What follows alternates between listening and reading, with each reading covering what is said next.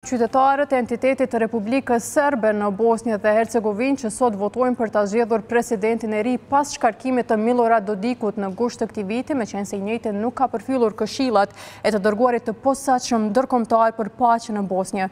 Dodiku largua nga posti presidentit të Republikës Srpskas në gusht pasi u dënua edhe për mos respektim të vendimeve të përfaqësuesit ndërkombëtar, diplomatit gjerman Christian Schmidt, që mbikëqyr marrëveshjen e paqes dhe e cila ka mbajtur Bosnjën të Bashkuar që nga përfundimi i luftës ndëretnike të viteve 90. Zgjedhjet e parakohshme presidenciale në Republika Srpska nënkuptojnë se fituesi do të shërbejë për më pak se një vit deri në zgjedhjet e përgjithshme në tetor të vitit 2026.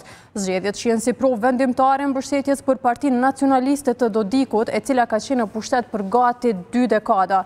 Rreth 1.2 milion votues me të drejtë vote mund të zgjedhin mes 6 kandidatëve, por 2 prej tyre konsiderohen favorit kryesor. Siniša Karan, ish ministri i brendshëm, është aleat i ngushtë dhe zgjedhja personale e Dodikut, kurse nga grupi kryesor i opozitës, partia SDS ka zgjedhur Branko Blanushën, një profesor relativisht i panjohur i inxhinierisë elektrike, 56 vjeçar, i cili e ka akuzuar vazhdimisht Dodikun dhe partinë e tij për korrupsion.